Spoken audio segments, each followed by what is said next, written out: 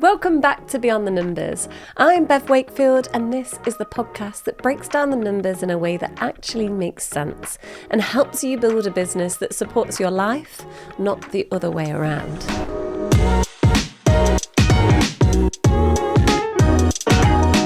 Today we're talking about one of the hardest topics for business owners: pricing. This is an area where I hear the biggest fears, the biggest hesitations, and often the biggest self-doubt. How do I raise my prices without losing clients? How do I know what I'm worth? What if people say no? If I could start my business again, I'd charge properly from day one. In the beginning, you take any client at any price, at any time, and for any reason, because in those early days, every yes feels like validation.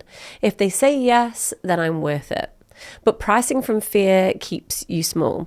I'll be honest, I had clients paying £100 a month, and in the very beginning, when we barely had any overheads, that worked. But here's the truth: you cannot scale a business on £100 clients. You cannot hire with £100 clients. You cannot pay yourself properly with £100 clients. And legacy clients, they don't grow as you grow. I remember my other half saying to me, "You're paying everyone else properly, but you're not paying you." And he was right. I was building a business for future Bev, not present Bev. I wasn't defining my enough number. I wasn't paying myself properly. I was waiting for one day. That's when I realised your pricing should support you now, not when you hit some future milestone. Now, when we moved to a structured proposal system and stopped discounting, everything shifted. My confidence grew, my clarity sharpened, my boundaries strengthened. And suddenly, the business became far more predictable. But I wish I'd done it sooner. One of the biggest mistakes business owners make is simply not increasing prices. You're paying for salary increases, system upgrades, better tools, and providing a better service, yet keeping the same fee. So if I could go back, I would implement annual price reviews every single year for every single client. Now, let's take this to the flip chart. Okay, so if we take 10 clients per month at £1,000, that's £10,000 of revenue that we have each month.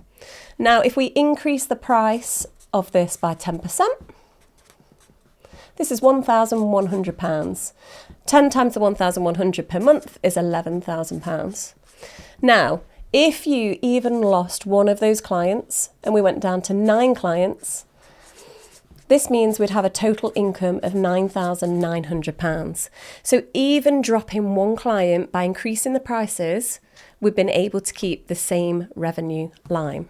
And so you can see you can raise prices by 10%, lose one client and still earn the same. Pricing is power. And if they all stay, then you've just added £12,000 to your yearly earnings without doing any extra work. Now, let's talk about something even more surprising: the impact of just a 1% price increase.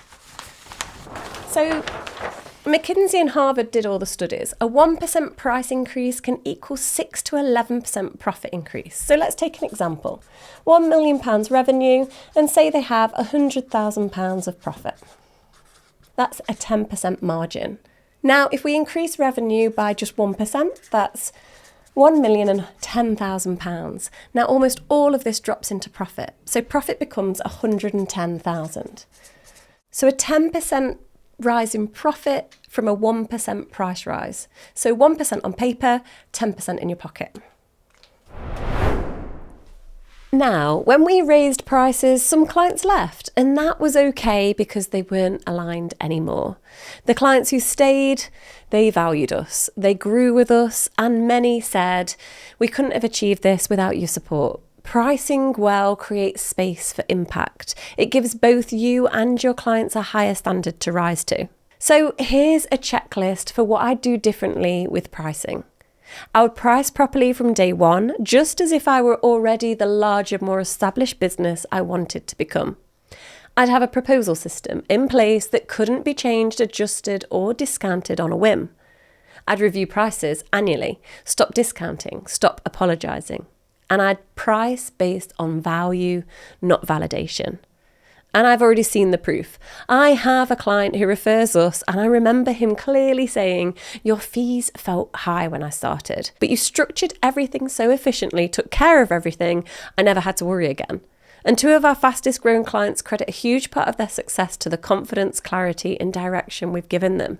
Pricing properly attracts the right people. So if I could start again, I would charge properly. I would drop fear pricing. I would drop mates rates. I would drop apologising, and I would price based on impact. And I would anchor everything to my enough number. So now here is a listener challenge. Choose one action this week, raise one fee, remove one legacy client, add 10% to your next proposal, define your enough number, introduce a minimum fee, or reprice one service based on value, not time. Remember, small steps create huge shifts.